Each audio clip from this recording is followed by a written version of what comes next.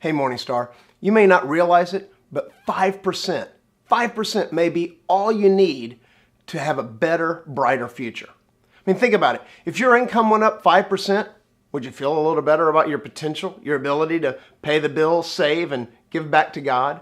Or if you lost 5% of your weight and you went from 140 down to 133 or from 200 to 190. Marriage therapists say that when a couple has wrecked their marriage, they focus on helping them make just a 5% improvement. Why? Because as soon as a couple sees just 5% improvement, they get hope. And the minute someone gets hope, look out. Anything is possible. So how do you raise hope? Well, let me give you a couple steps. The first is to recharge your batteries. Not only by getting enough sleep, which is really important, but by taking a regular Sabbath, time with God every single day and every week. Another tip is to help find people who will help you do things that you totally don't like doing. Whether it's a coworker at the office or a child at the house, invite someone to partner with you on those things you don't enjoy doing. The second step is to raise your expectations. In other words, stop setting simple goals.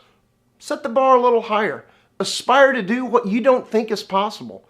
As the Apostle Paul writes in Ephesians 3:20, God is able to do immeasurably more than we could ever ask or imagine according to His power at work within us. What could happen if you really took that verse seriously, if you really took God at His word? So the third step is in raising some hope. Third step is to refocus on the future.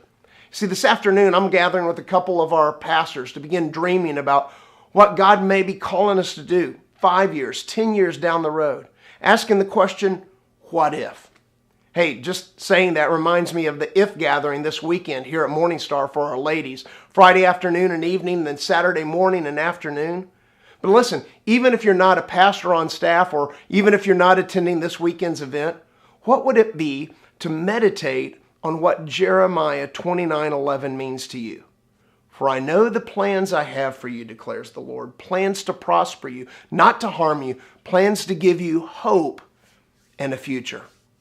Hey, this weekend we're starting a brand new message series entitled Dare to Dream. And I can't wait to see how God's going to speak a word of hope and encouragement to all of us, to turn to Him, to create a mission statement for our lives so we can make our greatest contribution with this one and only life.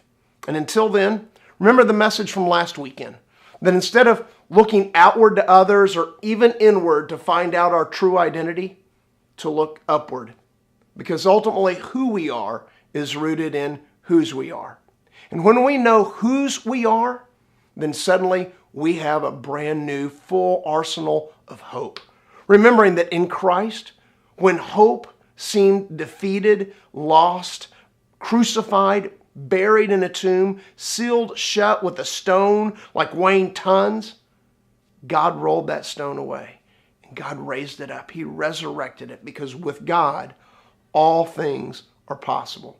5%, raising a little hope. Be the church, and I'll see you in worship this weekend. God bless you.